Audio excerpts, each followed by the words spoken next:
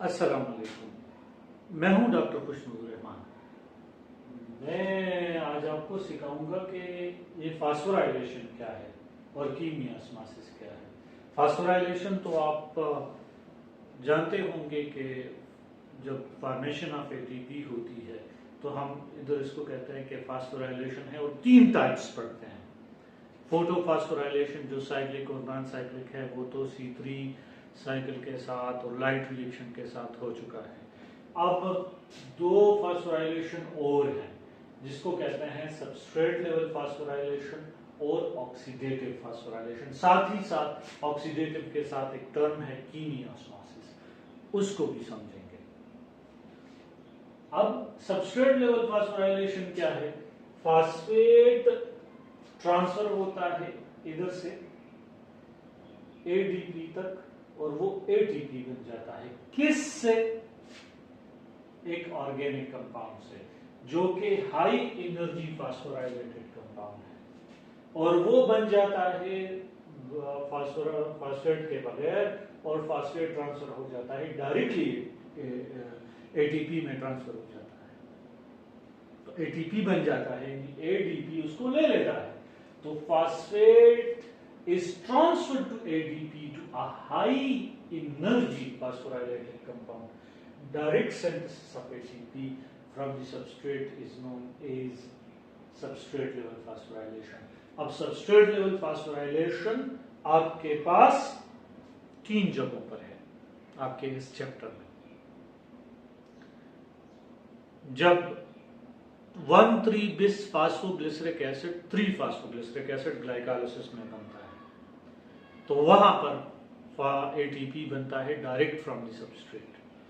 जब पिप पायरुवेट बनता है, फास्फोइनोल पायरुविक एसिड कंपाउंड है ग्लाइकोलाइसिस में, और जब वो पायरुवेट बनता है तो वहां भी एक एटीपी बनता है। दो हो गए। और तीसरा, जब सक्सिनाइल क्रिब्स साइकिल में जब सक्सिनाइल को एंजाइम ए सक्सिनेट बनता है तो वहां एक एटीपी बनता है।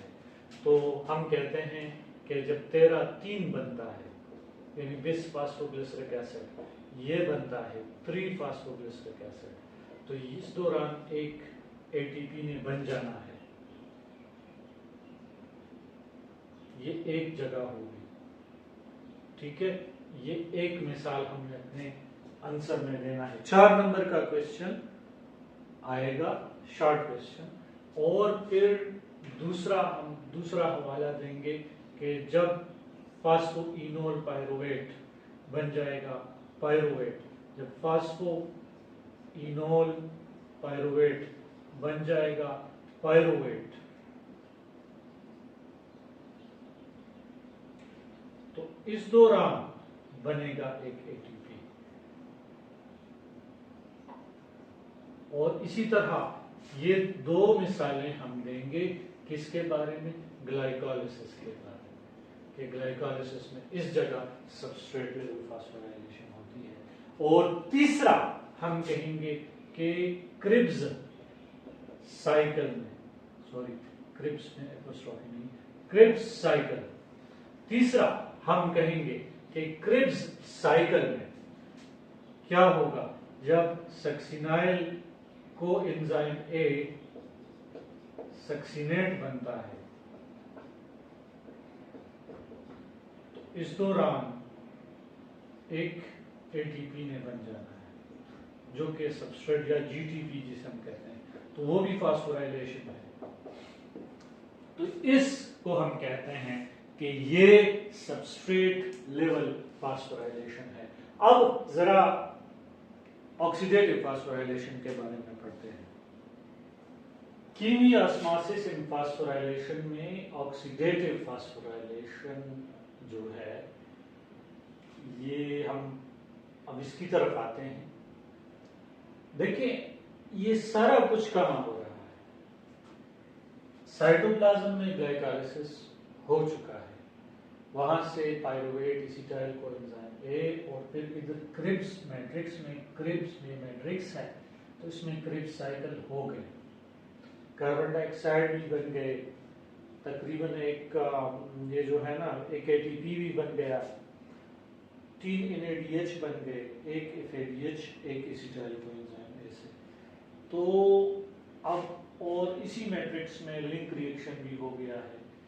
तो हम ओवरऑल कहते हैं कि सिर्फ इसमें जो है 8 NADH और 2 FADH और 2 साइटोप्लाज्म में, तो अब इस 10 NADH और 2 FADH2 इसकी ऑक्सीडेशन कैसे हो? तो अब इसकी ऑक्सीडेशन ऐसे होगी कि ये जो आपको ग्रीन नजर आ रहा है ना, ये इनर मेम्ब्रेन ऑफ माइटोकॉन्ड्रिया है। कमाल की चीज है, ये बैक्टीरियल मेम्ब्रेन की तरह है। बैक्टीरिया में कमाल ये है कि वो अपने मेम्ब्रेन के बाहर प्रोटॉन जमा कर करके वहां सारे माहौल को एसिडिक कर देता है और फिर उधर से प्रोटॉन पंप करके उसके जरिए से एटीपी बनाता है। माइटोकॉन्ड्रिया भी यही कर रहा है, साइंटिस्ट कहते भी यही है कि पुराने जमाने में ये कभी बैक्टीरिया था, सास भी कभी बहू थी। तो बहरहाल अब यहां पर एक माइटोकॉन्ड्रिया के 4 हिस्से होते हैं। Outer membrane, mitochondrial membrane, inter membrane space, ये फिर इनर मेम्ब्रेन ऑफ माइटोकॉन्ड्रिया और फिर मैट्रिक्स। आज हम जो ऑक्सीडेटिव फास्फोराइलेशन पढ़ रहे हैं ना, पहले तो इधर इंटर मेम्ब्रेन स्पेस में प्रोटॉन जमा करने हैं। वो प्रोटॉन कैसे जमा होते हैं? प्रोटॉन ऐसे जमा होते हैं कि अगर हम इलेक्ट्रॉन ट्रांसपोर्ट चेन को देखें तो हमारे पास इसमें 5 कॉम्प्लेक्सेस हैं, 5 कॉम्प्लेक्सेस हैं।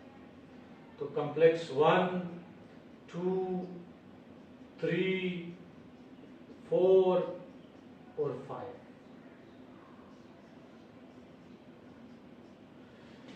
ये 5 जो है ये एटीपी सिंथेज होता है, ये वापस लेकर आता है प्रोटॉन्स को इंटर मेम्ब्रेन से।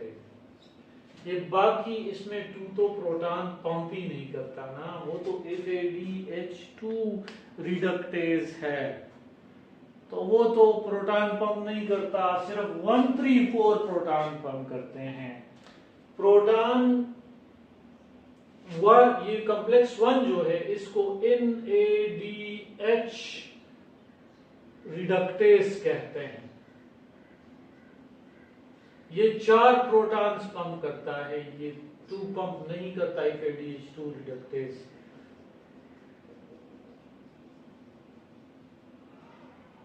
अच्छा, फिर 3 जो कहलाता है वो साइटोक्रोम BC कॉम्प्लेक्स कहलाता है।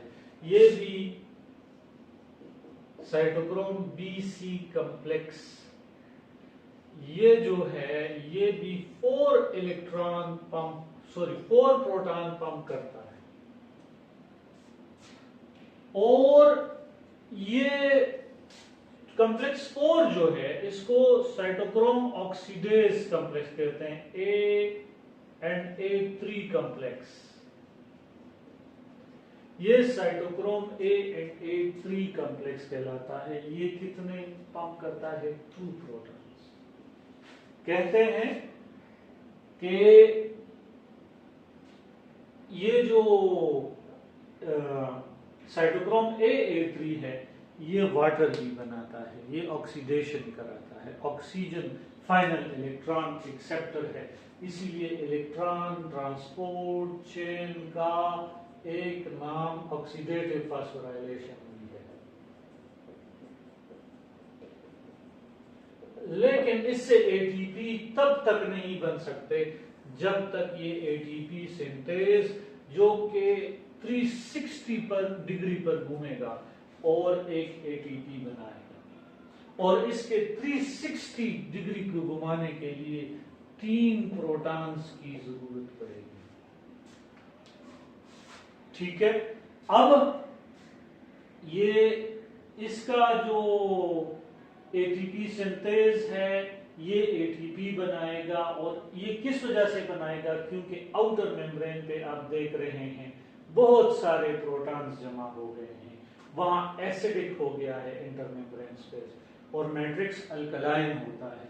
अब इस एटीपी सिंथेस के जरिए ये घूमेगा ऐसे और इसके जरिए से एटीपी फॉर्मेशन होगी। प्रोटॉन मोटिव फोर्स इसको कहते हैं। एक साइड पर प्रोटॉन ज्यादा है, एक साइड पर प्रोटॉन कम है, तो प्रोटॉन मोटिव फोर्स की वजह से जब ये अंदर आएंगे ना, तो इसमें खूबी ये है कि प्रोटॉन जिस साइड पर होते हैं वो उससे दूर जाता है, इसका रोटर ऐसे होता है। ये बिल्कुल एक टरबाइन की तरह है, जैसे डैम में लगा होता है और डैम बिजली बनाता है, वो जो जनरेटर होता है। तो ये जैसे ही इस पर प्रोटॉन का फोर्स होएगा तो ये घूमेगा ऐसे और इस तरीके से एटीपी सिंथेसिस होगी। जबकि इलेक्ट्रॉन ट्रांसपोर्ट चेन में ये NADH जब आ जाता है तो NADH खुद NAD+ बन जाता है और फिर इलेक्ट्रॉन ट्रांसफर करता है। जैसे जैसे इलेक्ट्रॉन इस L-NADH रिडक्टेज से गुजरते हैं कॉम्प्लेक्स 1 से, तो 4 प्रोटॉन पंप कर दिए। फिर FADH2 रिडक्टेज पंप नहीं करेगा, साइटोक्रोम BC कॉम्प्लेक्स, ये खास किस्म के एंजाइम्स हैं, प्रोटीन्स हैं, ठीक है ना। तो यहाँ ये 4 प्रोटॉन पंप करेंगे। फिर आखिर जाते जाते इनका आखिर में क्या हो जाता है, इनका आखिर में इनकी एनर्जी कम हो जाती है। अब कम एनर्जी के साथ इनका क्या होगा, इनके ये वहां ऑक्सीजन फाइनल इलेक्ट्रॉन एक्सेप्टर है और इधर से इलेक्ट्रॉन और प्रोटॉन क्योंकि मैट्रिक्स में आ चुके हैं, ये वहां पर जाकर तो वाटर मॉलिक्यूल बना देते हैं। तो यूं ये ऑक्सीडेटिव फास्फोराइलेशन कहलाती है। अब यहां प्रोटॉन वापस आते हैं, इसको कीमियोस्मोसिस कहते हैं, क्योंकि अगेंस्ट द कंसंट्रेशन तो पंप्स ने काम किया था ना, अगेंस्ट द कंसंट्रेशन ग्रेडियंट जो है वो पंप्स ने 1, 3, 4 पंप थे, वहां पर यहां पर प्रोटॉन जमा हो गए। अब ये ऑस्मोसिस तो पैसिव डिफ्यूजन है ना across the semi permeable membrane, तो यहां तो प्रोटॉन से, इसी वजह से इसको कीमियोस्मोसिस कहते हैं। वैक्यूल्स में भी होता है, ठीक है ना, थायलाकॉइड के मेम्ब्रेन में भी होता है और इधर माइटोकॉन्ड्रिया में भी हो रहा है। तो कीमियोस्मोसिस, ये जो आप ऑर्गेनेली कहते हैं ना कि फलाना ऑर्गेनेली एसिडिक है, तो ऐसे मुफ्त में तो एसिडिक नहीं होता, यही चीज होती है उसमें भी। तो बहरहाल अब यहां प्रोटॉन इधर आएंगे एटीपी सिंथेस के जरिए, इसको F1 एटीपेज भी कहते हैं। अब यहां ये इसका ट्राइपार्टाइट स्ट्रक्चर है, बल्कि आप फिगर में देख रहे हैं, इंशाल्लाह ये एनिमेशन आप देखेंगे तो इधर प्रोटॉन पंप होते हैं ना, तो ये प्रोटॉन इस तरीके से आते हैं ना, तो ये रोटर घूमता है, जिसके नतीजे में एटीपी सिंथेसाइज्ड होते हैं एडीपी और फास्फेट से, तो एटीपी बनते हैं। 3 ATP में क्लासिकल कंसेप्ट्स की बात कर रहा हूं, 3 ATP बनते हैं और हम कहते हैं कि 10 प्रोटॉन्स जरूरी हैं कि 3 ATP बना दें, 360 डिग्री पर घुमाने के लिए, और 1 इन 3 ATPs को रिलीज करने के लिए। जबकि एक नया कंसेप्ट भी है 2.5, 3 प्रोटॉन्स 360 डिग्री पर घुमाने के लिए और 1 रिलीज करने के, तो अगर हर एक के साथ रिलीज कर दें तो फिर 10 प्रोटॉन्स 2.5 ATP बनाएंगे। जबकि अगर एक तीनों को रिलीज कर दे तो फिर 10 प्रोटॉन्स 3 ATP बना देंगे। अब यहां पर अगर FADH2 आ जाए तो क्लासिकल कंसेप्ट ये है कि वो 2 ATP बनाएगा और एक कंसेप्ट ये भी है कि वो 1.5 बना देगा, क्योंकि आप उसको फिर 6 को 4 पर मल्टीप्लाई डिवाइड कर दो तो 1.5 आएगा। तो ये इस तरह से है। अब ये इलेक्ट्रॉन ट्रांसपोर्ट चेन हो गया, ये कीमी ऑस्मोसिस हो रही है।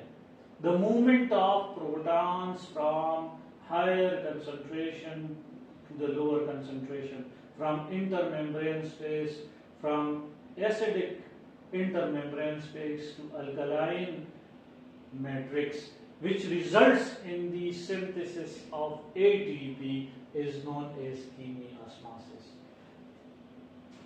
चैनल को लाइक कीजिएगा, सब्सक्राइब कीजिएगा और बेल का आइकन भी दबा दीजिएगा। अल्लाह आपको दीन और दुनिया की खुशियाँ दे। स्टूडेंट्स, इधर उधर की बातों में अपने आप को ना उलझाएं। आप अपने माँ बाप का, कौम का,